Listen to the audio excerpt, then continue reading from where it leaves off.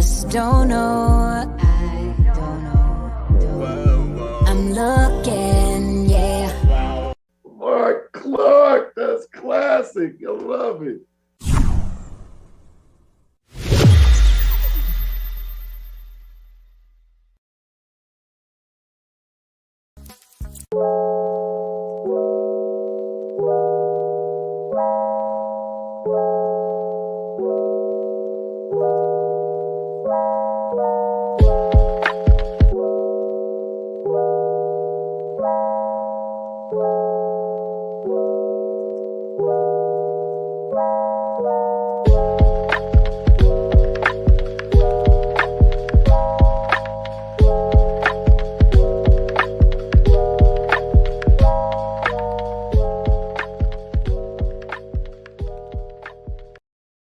It's barely morning, and somehow Marc Clarke has to wake up.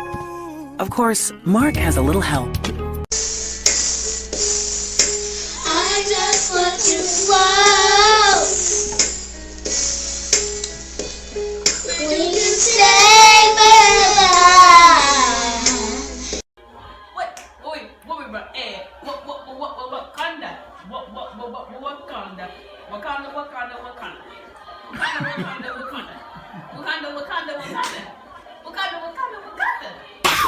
Level up, level up, level up, level up, level up, level up, level up, level up, level up, level up. On the road again. I can't wait to get on the road again. Riding back on Hilton Head Island. I can't wait to get on the road again. Bam! Mom's in front. Bam! Skylar's second. Spencer's third. And last but not least, the first, Sid Rock. Heading to the beach.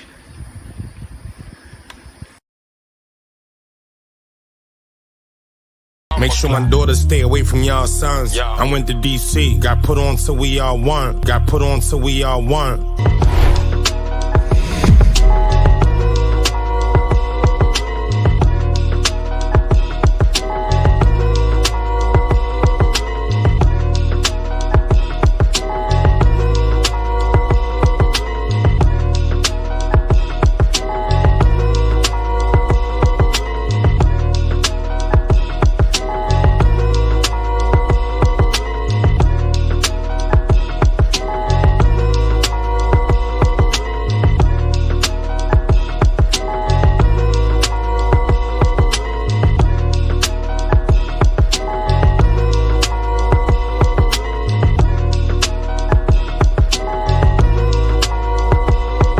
I went to DC, got put on till we all won.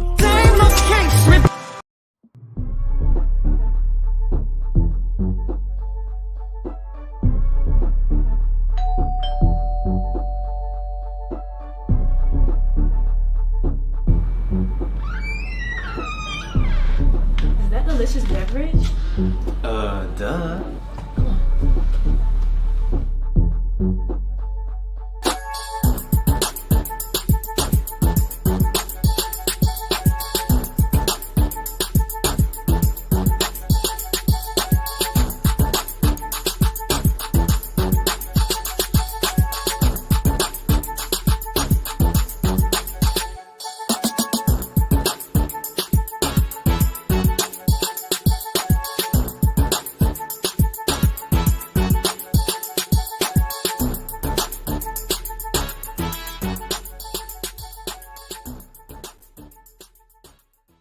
Welcome. What's up, Friday? Welcome to the show. Shout out to everybody.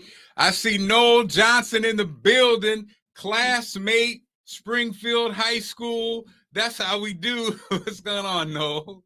Thanks for the love, bro. I appreciate you, man. Everybody, the weekend is up on us. Yes, we are glad. We are, man, looking forward to an exciting weekend. This weekend, actually, I'm going to be hosting an event tomorrow. Let's see if I can pull it up. I'm hosting an event tomorrow, Story District in DC. I'll be hosting this event, and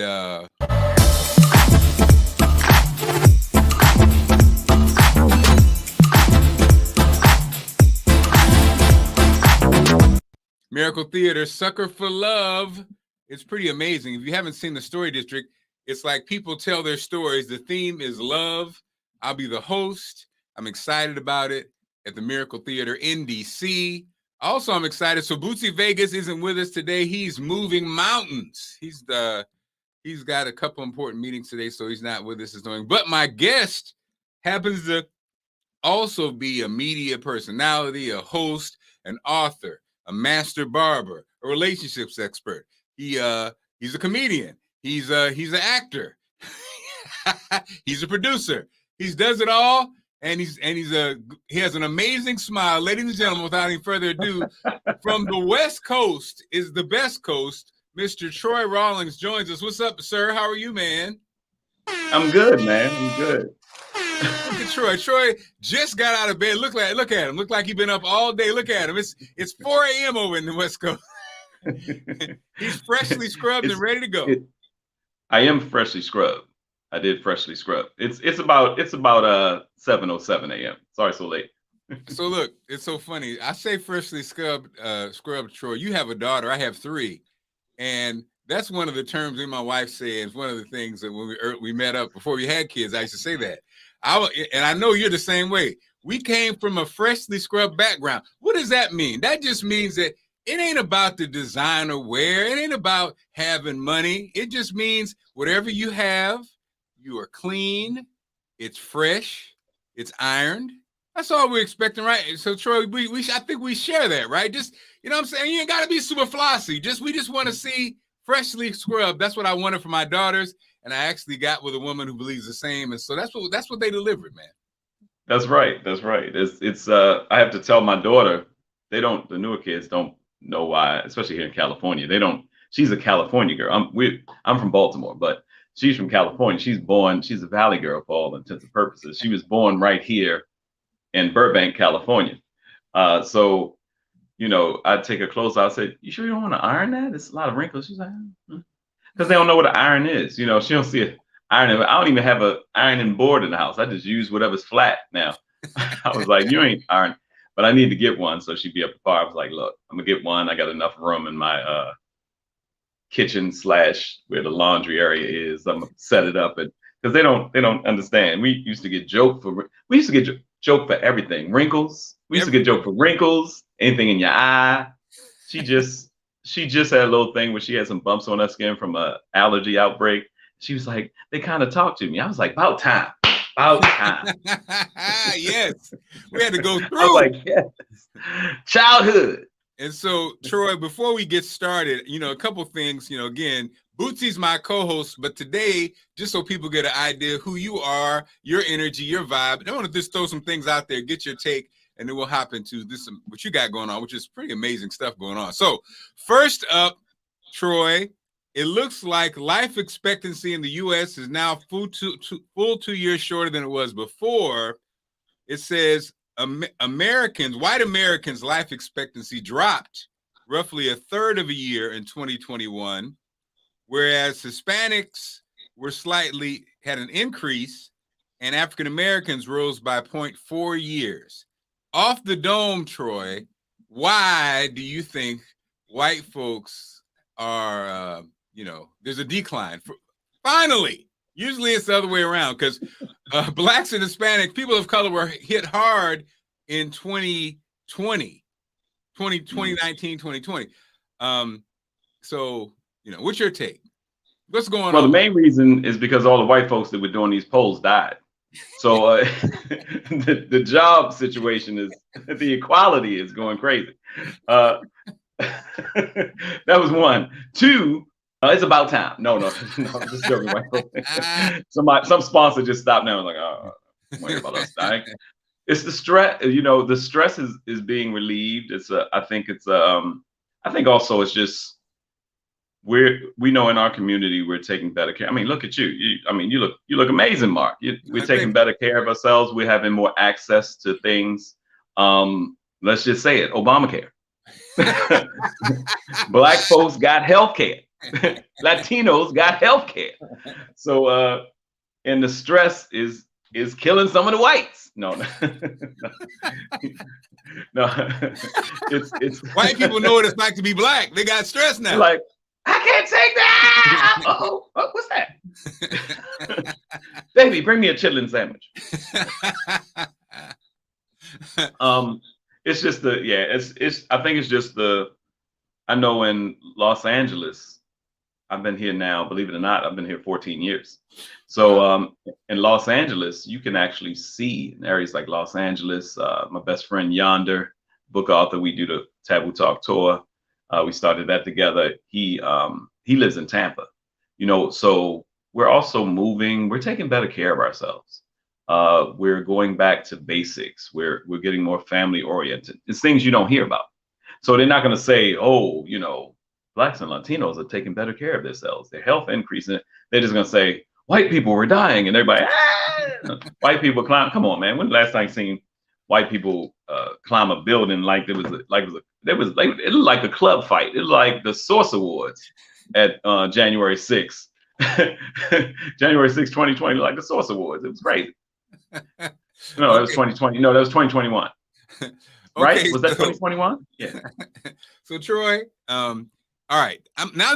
This one I'm interested from your perspective, but I'm just interested as it develops because it's well, I'll say it. So Elon Musk has finally acquired Twitter, right? Mm-hmm.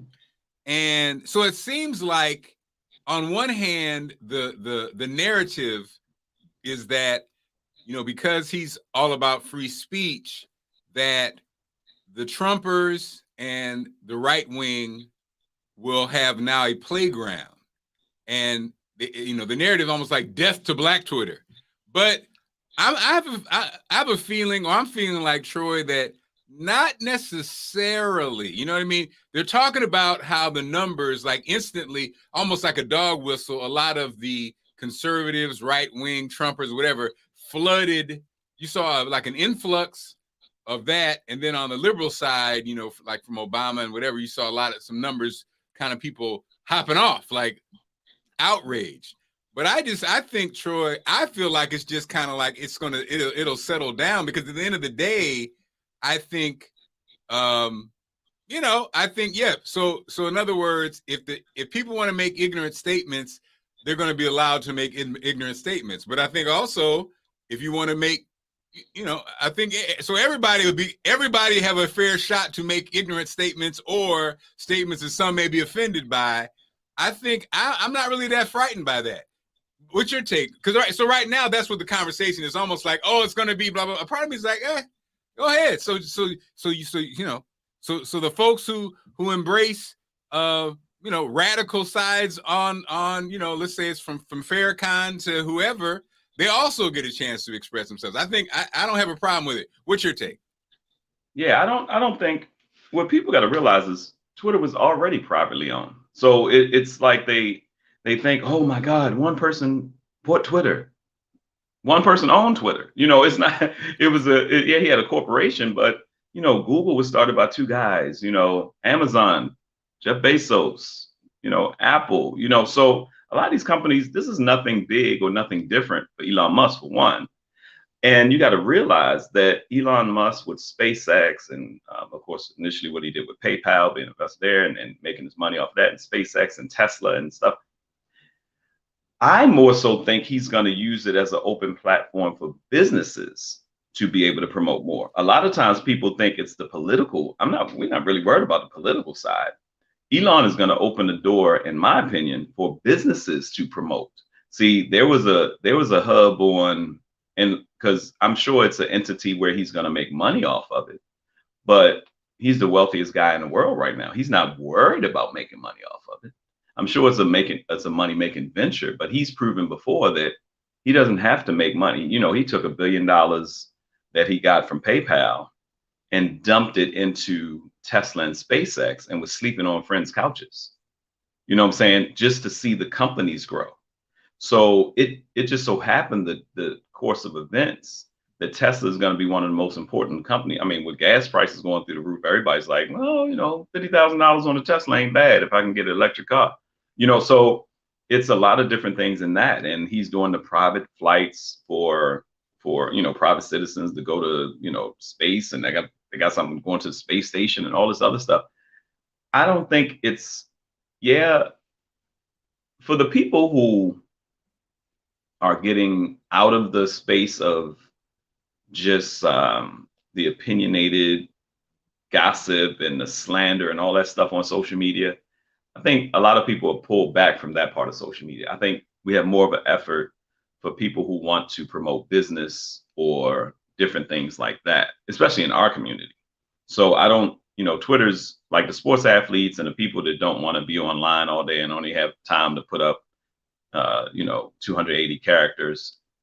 I don't see it as a big piece. I think Trump, in my opinion, Trump gave more exposure to Twitter than anybody before him, because it was the quickest thing to do. He could say, I want to write something, and somebody would type whatever he was saying, or somebody would just, keep them on their toes while we go and hide some of this stuff. Whatever it was working until the point where Twitter was like, enough, and that sent outrage and all this other stuff. But I don't think it's going to be, I think, to me, it was a business move for promotion.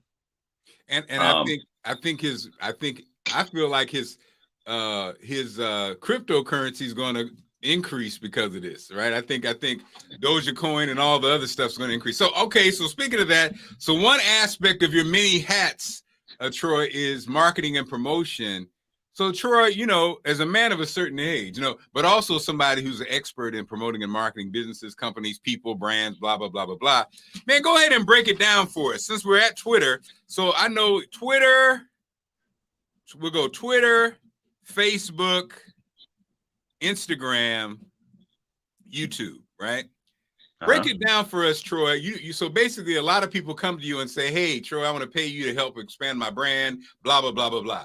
When we say Twitter, what is Twitter? What is Twitter for? How do you use Twitter as a tool as somebody who does marketing? Twitter it's just like if you go back in the day and somebody's promoting a party or a special event and they just want to go on social media, you're going to lose some people. So if you're not making flyers, it's still necessary to make flyers. It's still necessary to tap into your local radio or TV station. Now, radio and TV doesn't have the span of social media as quickly, but here's what's so funny about the internet and social media. Larry King had social media. When Larry King did Talk America or whatever it was, when we had talk radio, I mean, people don't realize this. Rush Limbaugh was talking about blacks making money, but Rush Limbaugh, before he died, his last contract was $400 million. Damn. So last contract, that means within the past 5 years, I think he died in the last 5 years or so, 2-3 years. I don't know. I don't keep track of his death, but the reason I say that is because social media is not new. Just take out the media port. It's just a place where people can be social. What Twitter did is for the people that didn't want to be seen, or the people who didn't have time, they could put something up, people could follow them. Hammer, hey Deirdre, Hammer, MC Hammer, Oprah had this Where Are They Now piece, and I think MC Hammer was on the same episode with Pam Grier. MC Hammer is actually the one that got me on Twitter, because I was watching that episode and he came on, and where are you now? And he was like talking about all the money he made and how he lost, and people thought he was broke. He was like, no, I filed a chapter, I don't know if it was 13 or whatever. He said, to some people's standards, multimillionaires, I might have been broke, but I was good. But in 98 or 94, I think it was 94. Might have been 94, might have been 98. Whenever YouTube did the commercial where they were on top of the building and all these people up there and they threw the TV down and it was coming forth, MC Hammer was one of the people up there. And he's from Oakland. So he went to Silicon Valley and was like, hey, I hear that, this is like 94. He said, I hear that music is going to be like digital. He said, yeah, MP3s. MP3s is going to be a thing. It's going to get rid of CDs and all this other stuff and vinyl and MP3s. You're not going to have to, you just have thousands of songs on something small. And he started getting into the tech side of things. Yeah. And so when he came on Oprah, he was like, and she was like, "What is Twitter? What is Twitter?" So I'm just, "What is Twitter, Hammer?" You know, with Oprah. Hammer. So he was like, "So if I'm eating a sandwich," he's not just you eating a sandwich. Yeah, because I thought if I'm just talking about me eating a sandwich. He said, "No." He said, "How many people you got following you on Twitter right now?" She said, "About 3 million." That was it. And he was like, "Okay, so you can just go, 'Hey, today, MC Hammer on Twitter.'" He said, "It didn't take you anything but a couple seconds. You didn't pay for advertisement. You just told your people directly that Hammer's going to be on Twitter. And those people shift what they're doing and watch your show." He said, "That's the power of Twitter. The power of Twitter is that I have something to say right now to my folks or something that could go viral. And I just want to say it and put my phone down." Wow. So Twitter is a good tool for that. But what has happened with Twitter over the years, pictures get more coverage. They got some videos up there. But Twitter is still the place I want to say something to my folks and put the phone down. So it's for the people that aren't so savvy, get tech scared, stuff like that. But Twitter grew because news channel, this part, news channels could say something on Twitter and be done with it. And see, news broadcasts go like this. You got to be up and down. Hey, when the firefighter saved 2 people, oh, 3 people died in the fire. Oh, so it's every 5 seconds you're doing something. So Twitter is good. That's why they say the Twitter handle. If you want to talk to somebody real quick or a newscaster, you send them a Twitter. "Hey, what's going on? Hey, what's going on to you?" And they keep it rocking. So Twitter is that. That's why I'm not too, the president can tweet something and be like, "Oh man, he tweeted this and 4 seconds ago." He's like, he's on the golf course. You sure he tweeted that? Or did he call this person and say, "Hey, send something on Twitter to stir some pot. I don't like this." So Twitter is that.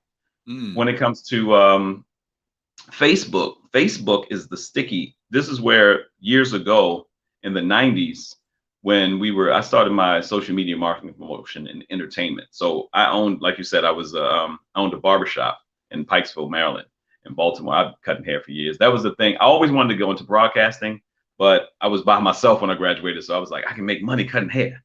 And then 7 years later, actually, Lee Michaels from Heaven 600 gave me an opportunity, me and my crew that was doing some community stuff, to start this youth program.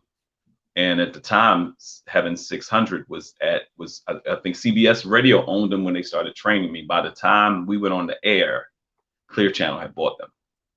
So we moved from the Rotunda. Yep, I go to Twitter for police updates and traffic. Marsha Turner Hubbard. That's right. That's, you go for quick updates and weather. Now with Byron Allen, he's probably doing a lot of stuff for the Weather Channel since he owns it on Twitter too. But long story short, Clear Channel bought it. They moved to the Rotunda, and that was my break into radio. And it helped a lot. Everything just going through the thing, but everything was quick. Everything was live. So that's where Twitter is. When it comes to, I said in '98 I started my company. So not too long after that, we had Black Planet and all the different things. Social media was about being sticky. How long can we keep you here? People who work 8-hour jobs were on social media. That's before pre-spam, where they started putting spam filters up. Some jobs didn't care. Look, if Marsha is at her desk or if Keisha's at her desk and she can do her thing, I don't mind her being on Black Voices Chat and Black Planet because she's getting her work done. She's here 8 hours and she can talk to her friends. And that was the stickiness of social media. I can be on Black Planet. We started doing Black Planet parties at the Holiday Inn in Baltimore. Me and Michelle, Karaoke Michelle, what's up? And so it was about being sticky. MySpace, sticky. You can use a fake name. You can put all these pictures and stuff. When Facebook came about and let people use their regular names, all of a sudden, because remember one of the big things that happened with Facebook on the relationship side, people started connecting with old flames. Oh yeah. Or people they knew. Because all of a sudden, Dynamite Chocolate, who was Heather Weinstein, is now Heather Weinstein. You're like, oh my God, I've been looking for Heather Weinstein. Right. That's her. And oh, she has a little family. And oh, hey, Heather, this is your old boyfriend. She's like, oh my God, we got to meet for lunch. And then next thing you know, you've been seeing Dan from high school? How? It's complicated. Remember, it's complicated. It's complicated was getting people in trouble. Complicated, and I won't. It's a morning show, so I won't cuss. I know somebody got their kid in their lap, but complicated just means they were having sex and they ain't like each other, or they were having sex and somebody's married, and they were having sex. Anytime you hear it's complicated, sex in. That's all complicated means. Sex. Dot. It's complicated. I don't know, but yeah, it's complicated. No, you having sex with him. It's complicated. Her man got caught cheating. She wants revenge. She's trying to figure out how she's gonna do it. So it's like balls. Yeah, that's just deviant. That's just gangster. That's a little gangster. But complicated means her man got caught cheating. She wants revenge, but they still together and they live in the house and they own some stuff. And that's when the complication. We in that same house, but you know, when you meet somebody and you're like, "Are you married?" It's like, well, I'm getting. Are you married?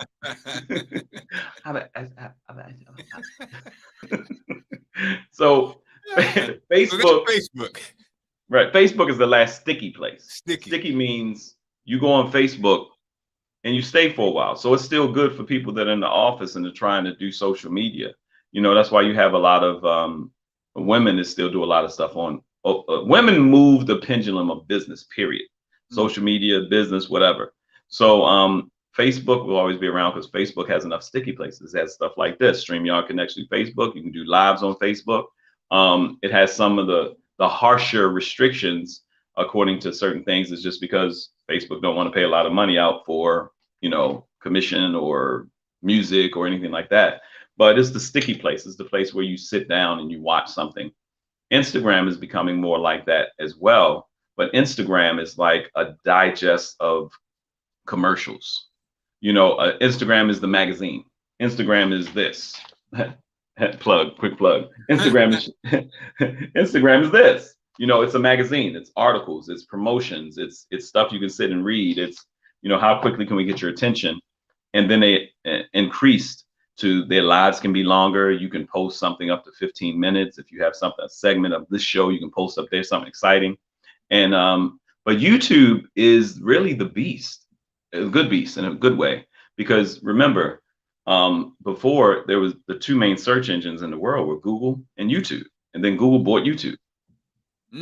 Damn. So YouTube is, if I'm not mistaken, Google. You can quote me, but Google bought YouTube. So YouTube is the thing to be on. If you have anything to say, anything to do, YouTube is so bad. And they got their stuff together so much. I could put a commercial up there using my new commercial for the Sunday brunch event we're doing. Has Karen Wheeler living in a light, and it was like, well, this is a song that's copyrighted. Don't worry though, we're not taking you down. We're just gonna monetize it. Talk to you later. That means you're gonna put commercials on to make sure you pay everybody that needs to be paid. Wow. We're not worried about you taking the content down. We're just gonna monetize it. Talk to you later. What about TikTok? Because I know TikTok for the longest was, you know, young people, but I see now more mainstream, right? More older people are adapting to TikTok. TikTok is like a Twitter almost for content creators. You can do something short, 1 minute, 3 minutes, and put something together. And it was, I think for TikTok, it was the filters and the challenges that made it take off so quickly. And remember, it was we don't even talk about Snapchat anymore. Snapchat was cool because you could do something crazy and it'd be gone in 24 hours, supposedly. So it would disappear from your page. You know, that's I'm working on my psych degree now, my psychology degree, and we're talking about digital literacy. And the digital footprints is something key that people need to know about, because anytime you do anything on social media or online, it's there. It may not, you can delete it, but it's there. It's searchable, it's findable. That's why if they really want to look up some dirt on somebody, and like the Kevin Hart incident where they were like, oh, back in 2011, you said a tweet about if your son was gay or something, you killed him, whatever it was. And he's like, what? Twitter? Well, yeah. If somebody upset with you and they don't want you to get the opportunity you're getting, they can come at you with whatever you have that's around. You know what I'm saying? So for me, and I like how reinventing Marc Clarke. I don't know which handle is that from? Is that your Twitter handle or? That's the YouTube, yeah. YouTube, right? Okay. So I have Troy Rawlings, and I have LA Radio Now on YouTube. But that LA Radio Now is where I have a lot of my Meet the shows and things like that. But yeah, I've been involved in the social media area and the email marketing and all that stuff since '98, and it's helped a lot. Even though I love entertainment, and like I said, you put up there my mission. I have a couple private clients I do, and I'm going to do some content for barbering. But yeah, barbering opened the door for a lot of things, but it was mainly, a trade. When I came up in Baltimore, I didn't want to get involved with a lot of illegal activity. So I looked at all the people around me that were doing something positive. And my brother and my grandfather was a barber, and I could buy a pair. That was first. I could buy a pair of home cuts for $19. That was one of my allowance. I just had to save allowance week. He didn't start cutting my hair over the summer. Go to the basketball court and was like, yeah, man. He's like, how my haircut look? You good, man? Guys ain't really looking. It's like, yeah, I cut it. It was, oh, wait, you cut it? Wait, you say, oh, yeah, man, you missed something back. And you start little by little. By the time I was 13, that little clientele. And that's the only time I use little. Women be like, oh, you got your little show, your little. No, it was a little clientele. It was like 4 or 5 people.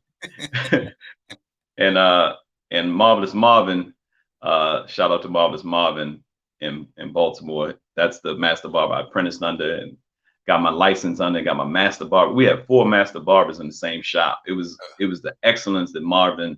I had some great mentors and great community, man. One of the things that kept me out of a lot of stuff is that even when my parents were out of the picture, my parents had their own demons per se. My mom moved out and she was dealing with drug addiction. My father was depressed and dealing with drug and alcohol addiction. And I was 14 by myself and just figuring out. But my community and my family, my Aunt Joyce, and I just had an amazing run. So when I look back, it was just a blessing to have the right people around you. And that's something that's still key in our community. So on the social media tip, yes, that's a quick breakdown of where everything is. And of course, LinkedIn is for the business side.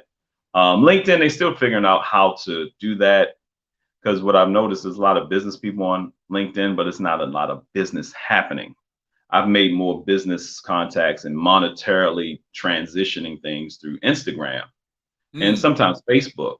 But the biggest thing I can tell people, if you want to avoid spam and all that, Instagram and Facebook and most of these sites have voice. So when you see a little microphone, you press the microphone and leave somebody a voicemail so they know it's you.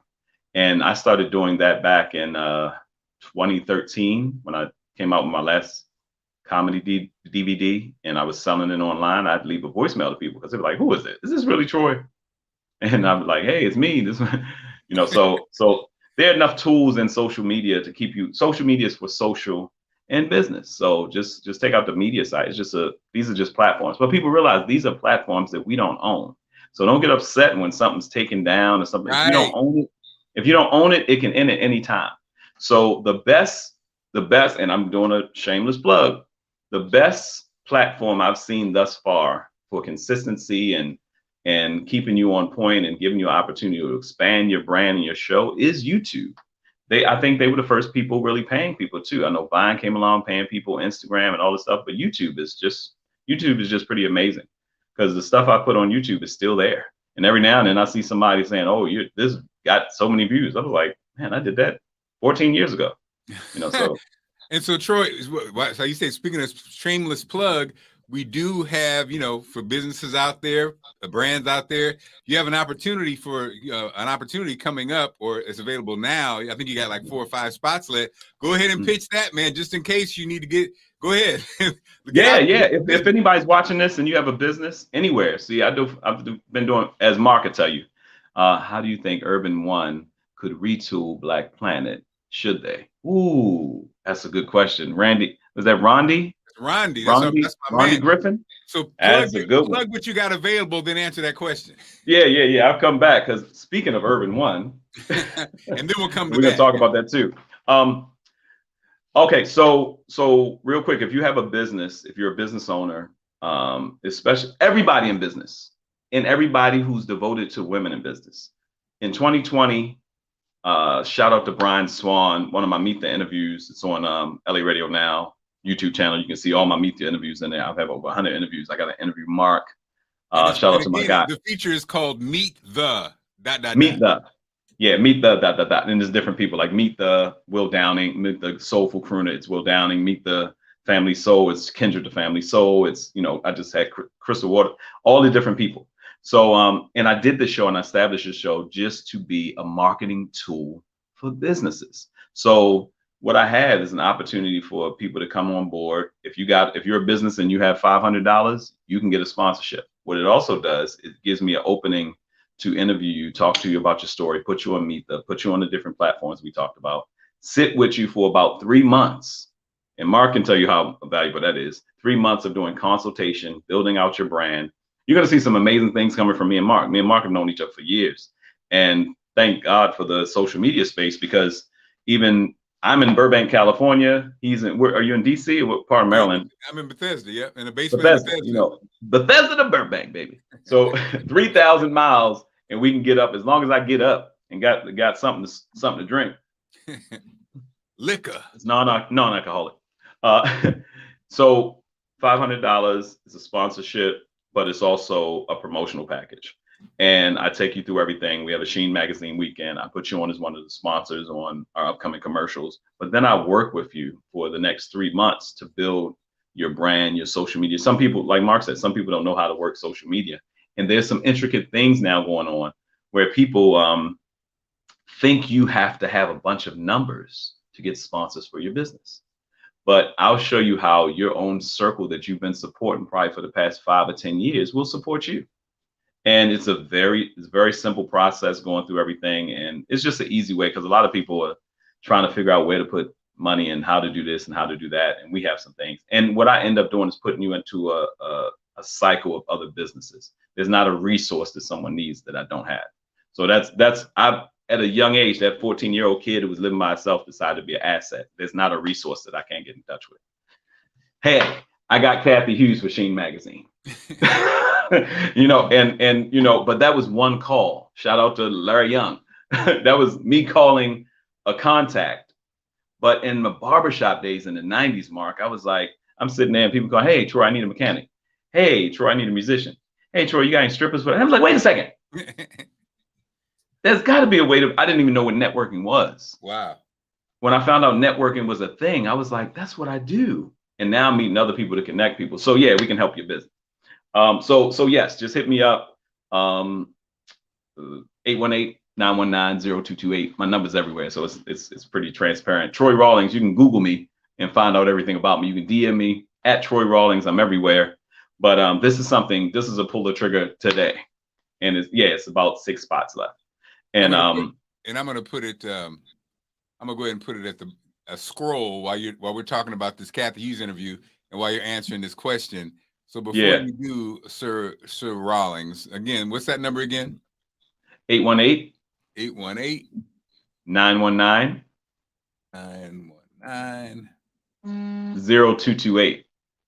I'm turning my phone off, turning the volume off, because I know some people call while I'm on here. I'm like, not right now. I'm live. This is live. You're like, but you said 818-919-0228. Yeah, you can call or text me and let me know what you need help with, and let's get it started. I love, in 2020, I started working with about 20 businesses, and I did something crazy that put me to the test. But I have lifelong business partners, and I don't know that no new friends thing. I don't understand it, because we only get better by the people we surround ourselves with. Crazy. Isn't that so crazy? And then people take a song or take something somebody says and adopt it. And it doesn't even make any sense, especially if you're trying to grow something. It doesn't make any sense. That's don't make right. Me start, no new friends. Don't make me start cussing on here, Mark. It's too early in the morning. My tongue get a little bit. You're 40. You over 40. What you mean no new friends? What the hell you mean? You're 40. You better get a new friend. You trip down your steps and your hip broke, and your neighbor walk past. Well, you all right? You all right? I gotta go to work. People don't even know their neighbor. I don't get into it. But okay, the brother asked about Urban One. I don't know if you're saying that Urban One actually bought Black Planet. Yeah, they bought Black Planet for like 8-9 million. They bought it for millions years ago, and they said it is genius. Kathy, I'll go back and send a message to our people. When I go in there, I would love to help with the reboot. It is genius. that they own Black Planet at such a time as this. You know why? Because Black Planet is near and dear to our hearts. And it never did us wrong. Nothing bad happened. It just kind of phased out with everything else. It was the next thing. But for you got some 50 and 60-year-old women that met their husbands on Black Planet and still married. you got so Black Planet is the original Black dating site. Tell you the truth. I mean, they had Black Voice and stuff like that, but Black Planet was the connector. So I think Black Planet can be used in an amazing way. With wow, look at you. That's that right. See, Troy, that's what makes you a genius, because it's so funny. The box that people think about is they're saying, you know, like almost trying to, you know, make it a new thing. And, you know, with technology, you can't make it a new thing. But like you said, now a dating thing, that is brilliant, man.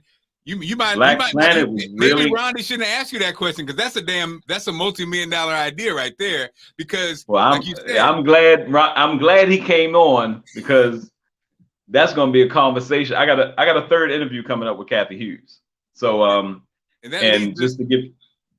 so that leads us to that. So you actually for Sheen Magazine had a chance to sit down, not for 10 minutes, for quite some time, with Kathy Hughes, with an interview which is available right now on stands with Sheen Magazine. So if you pick up Sheen Magazine, there it is. Bam! And so it's a split cover, Mark. It's on one cover, this beautiful picture of Miss Hughes. The other cover, I wanted to get up and run and get it, but the other cover is Angela Yee. Hold up, how do I do this? Oh shucks, I can get up just in case I knock something over. Everything, everything is close. They don't understand how the back of a TV station looks.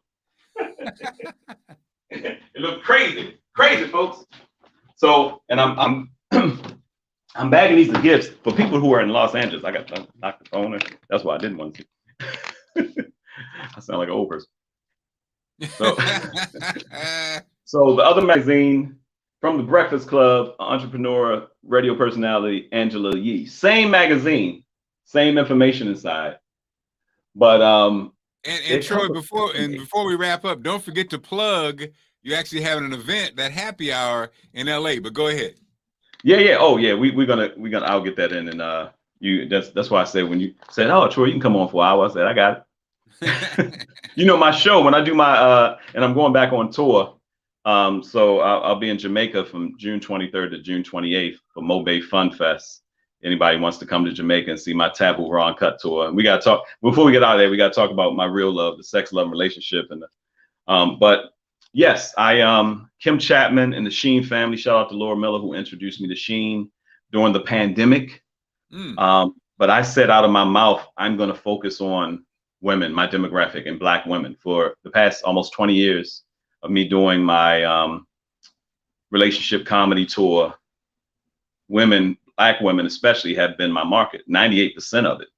So the great thing about it is we have to focus in sometimes. Like, I knew it, but I was talking to a branding specialist, white surfer dude, Brian Swan, who lives in Bali. Him and his wife do branding. And I'm talking about what you got going on? So I'm talking about the radio station relaunch and some other stuff I'm looking to do here. And I mentioned that I had a Zoom with about 20 or so Black women, 40 and over, talking about sex, love, and relationships for 3 hours. They was drinking wine. We was having a good time. Because my show, Flat Footed, I can be in front of an audience for 3 to 4 hours and no one leave. So Frankie Beverly can't do that. So I have something that's pretty amazing, and it can change. I could be in a weekend. I could be somewhere for 3 shows, 7 shows, and each show will be different, because I take questions from the audience and pull them and do improv and everything off the questions, as raw and uncut as people want to get. So that's been my tour for 18 years. And my demographic has been that. And once Brian, I was like, oh, you on a Zoom for 3 hours with Black women and they were drinking wine, kind of their demographic. He said, why would you focus on anybody else? And he got the waves behind him in Bali, and it's midnight here in LA. And I'm like, looking like, I focus on, But I got off the phone and literally said it out loud, Mark. I was like, you know what? I am going to focus on African-American women, my demographic. And within that week, I got Laura Miller, and I was doing Sister Girl blog. So I was writing relationship column for them. And then she asked, would you like to do some Sheen Talks? Because Sheen Talk live on Sheen Magazine. You can follow at Sheen Magazine on Instagram as well and see everything that's going on. But they had all these different celebrities and people they wanted to interview. And they had brought some new hosts in. It was 3 women and me. And we on the Zoom and we're talking. I was like, yeah. But since I had started something to hone my interview skills in 2019, just started on Skype, doing my interviews, by the time 2020 came around, because 2020, spring of 2020, I was looking to come on and start going to TV stations and say, hey, I know somebody needs a caramel complected 6'2" bald head black host that's younger than Steve. I need somebody that can talk a little bit better, you know. So oh damn. A little bit, because he'll tell you, hey, my talking ain't messed up my pockets, you know. So a little bit better. So I was doing it on Sheen, and the thing I said, hey, this is where content is king, y'all. This is where you need to do whatever you're gonna do and keep doing it. Because by the time we had that interview, and they said, hey, and if you guys know anybody we can interview, and I was like, hey guys, I have like 83 interviews on YouTube. And they stopped and kind of looked on the Zoom and was looking like, I said, yeah, because she was like, can you get a list of people? And by that time I had interviewed Kendrick, Will Downing. I had a list of people, Wanda Draper from one of my mentors, and all these different wine people. I interviewed all these different people, but it was just because of the consistency of doing it. Now, so long story short, I interviewed Kim Chapman, the owner of Sheen, and she loves the interview. And we're talking, and she's like, you know what I really love to have? She was like, if I could get Kathy Hughes to be on our cover, that's somebody I look up to. Now, Kim Chapman is like 10 years younger than Kathy, and she's in South Carolina, and she started the Chapman family that owns Sheen Magazine actually owns Nairobi hair products. So a lot of women in the salons and stuff, they know Nairobi. So when you go through this magazine and you see this, they know this setting lotion. Women live by this setting lotion. We don't know about it, but they know about it. Look, over 1 billion heads wrapped. You know, so I don't know what that means dollars wise, but you get the picture. That's a black owned company. And throughout the magazine, this is one of the most beautiful magazines ever too. I'm not just giving it props, but it is more beautiful than, no offense, Essence, but this thing is beautiful, heavy. It's a gorgeous magazine. And since they own the products that sponsor it, it ain't going nowhere. It's one of the best advertising tools ever. They own all the products that are in it. Wow. So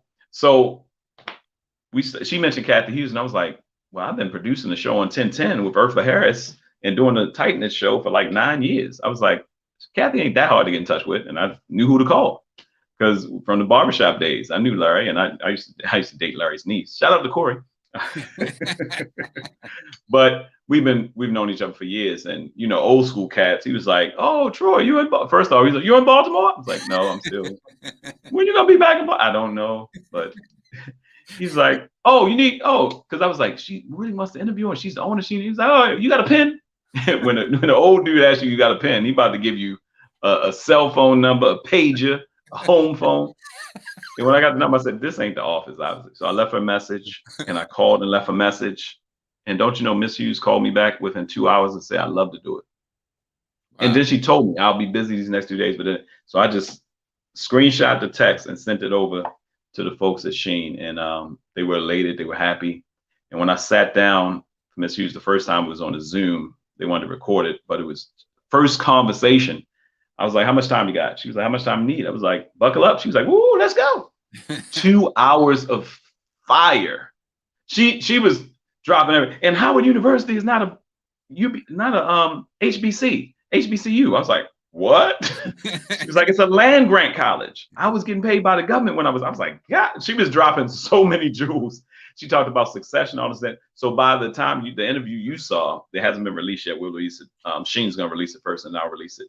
The actual interview you saw was Nairobi is the truth in the beauty industry. Yes, it is. Yes, it is. So the actual interview that you saw, which is was excellent.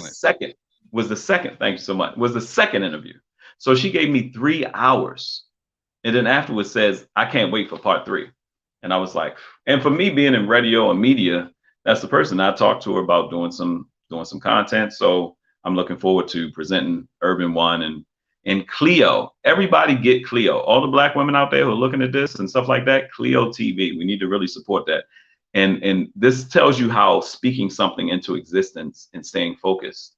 Because as I'm saying, I'm like, all right, the second time I interview her, I got to do my ass. Miss Hughes, who do I get in touch with at TV1 to, and she gave me a name and she's like, or Clio. I was like, what's Clio? She's like, it's our station dedicated to African American women. And just in 2020, I said, I'm going to focus on African American women. And when you open it, I don't want to show you the whole thing, but I told her we got to do it again. And she was like, I'm looking forward to part 3 because there's some certain things we didn't get a chance to talk about, like one casino and resort that they were looking to open in Richmond, like Black Planet. So thank you, brother. We're going to, but for those that, page 41 is the greatest thing ever.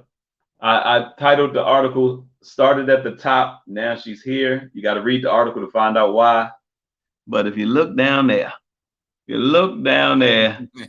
by Troy L. Rawlings, that's one of the greatest feelings in the world, to be in a published magazine. I'm an author already. I have my books, Butt Naked Honest, Conversational Foreplay for Dating, Action the Hard Questions Up Front.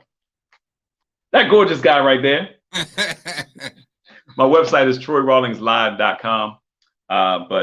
But yeah, I want to, what else you got for me, Mark? What else you got for me? No, Troy, it's so funny because you obviously were born to do this. You're a natural communicator and you're armed with words. Imagine that. And so I'm intrigued. So Troy, as a guy, I've been married for 22 years now, right?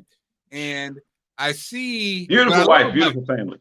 What I love about your conversations about relationships and stuff is that, man, it seems like there's so much BS when we're talking about relationships and the people that they anoint as the expert, the relationship expert. Boy, Mark, you're getting into one of the titles of one of my new books. BS stands for bad or the sexist to me. And even with that, and I think the part that's just kind of frustrating is, and you're raising your daughter, and so it seems like that kind of stuff gets lost in the sauce, like the real part of raising your kids, and not the as kids always talk about my kids, the kids got all the words, it's so performative, but there's a lot of performative dramatic stuff going on in from a church advice to people advice, but not like the real kind of conversations. And you've always been somebody who's kind of had the real kind of conversations. You were cracking me up. Just even your asides are funny, but insightful. You're talking about, we don't go there because we don't open that can of worms. You're talking about being able to multitask, right?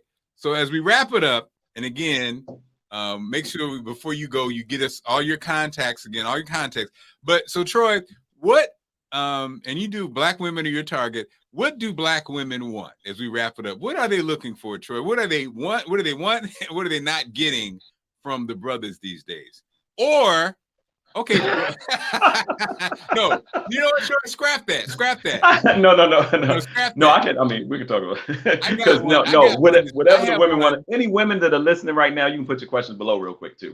We can do a blitz, because that was like, yeah, never mind that. No, I have another one. You see me get the slavery eyes on that one. Like, this is not, it's not easier, but it's something that I'm curious, because my daughter hit me with it. She's 17. Your baby is a little younger, but my daughter had some. So my girls have had the experience where going to a predominantly white school.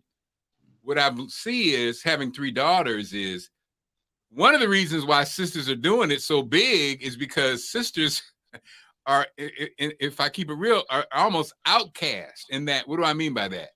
So in a system, and this is the system, my girls who are all beautiful and all superstars, to have to deal with a environment, white environment, that really ain't checking for them. The boys ain't checking for them. The brothers ain't checking for them. So early on, they're like, all right, let me get my stuff together. Let me get my grades together because ain't nobody really checking for me. And in a lot of cases, even at home, the boys get all the attention and the girls are almost like, yeah. And so I think a lot of the success with sisters is they're kind of like, they're going for it because they're like, if I don't go for it, I'm going to be out here crazy. I'm going to be by myself, right? And so then I'm going to be not just by myself, but broke. Right. And so then the dynamic for the black boys, though, in this same, like, let's say white environment that my kids had to deal with was interesting was, and especially if they're athletes, especially if they're talented, especially if they're cute and can dance. She's saying, my 17-year-old was saying there's almost like a hero worship thing going on where the girls, obviously, the white girls are on them, right? On them. And then now the white boys are on them from a standpoint of almost idolizing them because they can rap, because they can dance. Hero worship. That was deep. Hero worship. So yeah. My 17-year-old daughter's like, so these boys are almost like, you can't even, they're like, why deal with the drama of a sister when I can just be a king? And so, Troy, what do you think effect that's going to have on those guys? They're teenagers and they're like, because we always hear about the. Let me say something that's very key. I love you hit on that. Great question. Great thing. Because I'm really in this zone right now about this. I've been this way for a while. The one thing that melts masculinity is femininity. Now, sometimes people don't understand. And we have this thing, I said, put on a dress. We used to talk about sundress season. I don't care. I've been in a group of men, white, black, Asian, whatever, and a woman walked by in a sundress and everybody stopped talking. The white guy, what was I saying? Oh, yeah, my mother died. And, so the one thing that melts masculinity is femininity. What does that mean to the young girl? What do you mean? I got to be more feminine. Well, you've already stressed your achievements. Embrace your femininity. There's certain things that women can do that men can't do. They're trying. These hip hop guys, especially, like she said, they're getting all this stuff. Plus, they're putting on dresses. I don't know what's going on with these young hip hop. But only a woman can wear a dress. When Maya Angelou talks about the sway of her hips, the movement of her hair, women can do certain things that only women can do. Thank God your daughters have their mother present to show them a professional woman who's very feminine. You know what I'm saying? A lot of times women's strength, there's a shout out to my girl Trina Lawson, who's working on some stuff, her broadcasts, and because I help people start their podcasts and radio shows. And she's dealing with strong yet soft. She's a businesswoman, but you see her, she got a dress on. It's nothing wrong with wearing dresses. It's nothing wrong with being a woman. The sister that did Vagina Monologue, she did a TED Talk. And she said one of the quotes that crushes me to my heart. He said, everything is trying to kill the little girl in us. She said, us. She didn't just say women, she said us. And there is, and there has been this crush on, don't be too soft. It used to be for boys. Man up. You're not bleeding, man up. Then we started saying it to girls. Why are you crying? Toughen up. Man up almost. And those things have started to hinder, I'm achieving, I'm doing all this stuff. And as fathers, we want to see our daughters do things. But I have conversations with my daughter about certain things. And I was like, you know what? I look in her closet and it may seem very superficial, y'all. And I know some people are like, oh, you saying I got to wear a dress to be a woman? No, I'm saying because you're a woman, you can wear a dress. Because a woman, you can do like this with your hair and smile. Because you're a woman, you can put on lipstick. Because you're a woman, you can do some things. Being a woman is a superpower. And femininity is the one thing that melts masculinity. Prime example, go to the office. You crushing at the office. You wearing your business suit, even though you got a big booty. Got your business suit on, and your body, and you're like shaking men's hands all hard, looking them in the eye. Men by nature challenge each other. When we shake hands hard, it's a challenge. It's a man-to-man thing. We look in each other's eyes. We do that. When women start doing it, most men do a little chuckle inside. Oh, where do you work? We say little comical things, and that's where women feel like. But here's the thing, Troy. I'm not talking about the women aspect. I'm saying, what effect does it have to the men? Because the men, you know what I'm saying? I'm not even talking about the women. I'm not. The reason I say that is because men used to do certain things, and even now more so. Men, a lot of the things we used to do and usually do in part was to get a woman. Right. That's what I'm saying. This is what I'm saying, Troy. No, this is what I'm saying. Here's my I understand what you're saying. Here's my specific question. No, what I'm saying is the boys, the black boy, it's not about you can wear a dress all you want to. The black boys at these, this predominant white schools, the white girls are throwing themselves at them. The sisters, it's not a thing where they're not doing something that's not attracting the boys. No. Yeah. The white girls are throwing themselves at them. So, and we're willing to do whatever to get them, right? And when I say get them, it's not get them like a boyfriend. It's like, it's get them sexually. I just want to have this trophy. They treat it like a trophy. Yes, exactly. And so I'm saying, I'm not talking about necessarily what can a woman do to know. I'm saying, what effect does it have when, like you said, when we were kids, when we were guys, you were trying to get the girl. So you were doing stuff to try to get the girl. What happens when the girls and when you basically are when you're being idolized? I'm saying you can't do anything about the black. That is the nature of the black athlete. But what's going to happen? What's happening to those black boys then? I'm saying, what do you think the effect's going to have? So now they're 21. We've seen it. Hold up, Mark. We know. We know. We see it all the time. I talked about this before when people were talking about why do all these athletes, they get to a certain level, and all of a sudden they start dating white women. They started going down this path. They start doing these things. We've seen what happens. We've seen what happens with the athletes. We've seen them get into and I pretty much said, I was like, well, it's the change of environment and things like that. For a black girl is looking at that like, say, wow, I can't even talk to it. You know what? That is a moment. We have to teach our young girls and people that's a moment in time. Those are individuals. That is not the entirety of the diaspora. That's the thing about expanding your mind, because all of a sudden they can shift a school, a neighborhood, an event, and meet somebody that appreciates them for who they are. What it does to a black man, we've seen it with athletes. Athletes and stuff have been heralded like that. Ask Magic Johnson. He still married Cookie. But if you hear the story about him marrying Cookie, right? You hear the story about him marrying Cookie. Oh, and that's the other show. We have to do that the next show, because that was on my list too. I had to hold up. Being in LA, I wanted to go, but we'll do that. We'll have to do that on the next show, because that's the other thing. Troy's in LA, and that whole Magic Johnson documentary and what he means to LA, and the thing that he had, basically, if you haven't watched the series, it is very interesting. He had Cookie, he loved Cookie, but he waited on Cookie forever. Or not waited on her, she waited on him, I guess is really what happened. And that's that's going to happen. He turned her down. He left at the altar supposedly 2 or 3 times. Yeah, 4 times. One time she was in a dress. So Troy, for the good news is me and Troy are going to start doing a Monday show together on Instagram.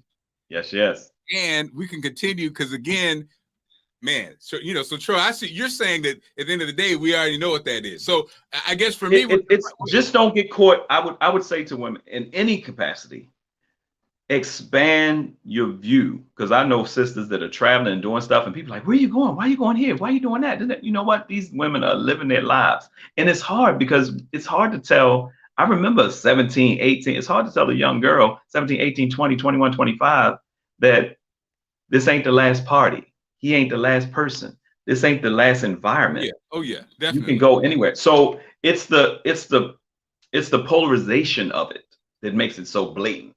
Oh yeah. And it's like, hey, because what she's saying is, I liked him too. I think he's cute too, but I can't even get into that. Oh, yeah. And you don't have to, baby. No, but here's the thing. But the thing that's sad though is, the reality though is, but the funny part was, if I'm honest, and again, we don't, and sisters don't ever want to talk about this, and that's a whole other show. If I'm honest, and Troy, I'm about to say, so my 3 daughters at their school, to be honest, didn't have any interest from schoolmates, and that's harsh. Right. It's sad. But if I'm honest, little Larry, my little Larry self, who knew who I was, who respected women, and who loved myself, when I was in that age group, the sisters, they didn't see me either. But their aunt and their mama did. You know what I'm saying? And then, like you said, What about Larry? Yeah, Larry? Everybody keep pointing down. Larry? And even my wife hates it when I say that because, you know, I was more mature and I understood it. So I wasn't tripping. I focused on radio. But when I got to be 20 years old, you know, you got to be 20, all of a sudden the floodgates opened when you became a certain age because they'd all been ran over by trucks. And they had those. But let me tell you something else that happened. Like with you, like I ain't put dollar on, but I know cats, Milford Mill High School, shout out to the Millers and stuff like that. I know cats that were overlooked by a lot of that stuff, wasn't really talking about it, was below the radar. And those cats are friends and stuff, they're millionaires now. Oh yeah. They're grown. And the waterfall of the plethora of is is crazy. But it's funny, like the older folks say, just live a little longer, baby. You know, just live a little longer. And it's hard at the time because that's all we know. If I don't make it to this party, you're killing my life. This is the greatest party of the year. You get older, and when people say, hey, you coming to the event tonight? It's like, this bid though. You know, so yeah. Oh, we're gonna have a fun on Marc Clarke. Well, we call it Marc Clarke Mondays, or you know, even though people say they're trying to get Marc away from the morning. Mornings is where it's at. If y'all want to see Marc Clarke Mondays in the morning, just hit them up, let them know. So that's coming. And again, to wrap it up, Troy, once again, how can people reach you? If people are interested, how can they reach you? Well, the number's right there. So text or call me. This is my direct text and call. I've used it. It's on flyers and stuff. I'm not hard to get in touch with. And anywhere on Instagram, social media, I'm usually floating around. And also, Troy, coming up next week, your party in LA, happy hour, celebrating the interview. Oh, right? It's this Sunday. Sunday. So Saturday, we have vernissage. A sister from Baltimore is doing her debut Los Angeles event, vernissage on Eventbrite. If you're in LA, vernissage. And I got some amazing folks from Maryland and DC and Atlanta and people coming in town. And it's going to be a great weekend. So Saturday, we have an art exhibit and a celebrity chef that's doing the food, all that stuff on my page as well. And on my YouTube, and I'll send you the links if you text me. And also this Sunday, we're doing a brunch downtown LA at Perch, celebrating the magazine release. And everybody that comes out, RSVPs, will get a free copy. I'll sign it. We're gonna have a good network. And then later on that evening, we have a cigars and stilettos event at the Blue Room in Burbank. So it's gonna be a great weekend. This weekend. All right, LA, I see you coast to coast. And again, on the way, Marc Clarke Mondays with Troy Rawlings. That's coming up soon. We're just going to sit, coming up very soon. Coming up very soon. Troy, thanks so much, brother. Appreciate you, my friend. Proud of you, man. Keep on doing what you're doing. And I look forward to us getting our thing popping. Yes, sir. Thank y'all. Thank y'all so much. All right, man. Have a great week. All right, you too.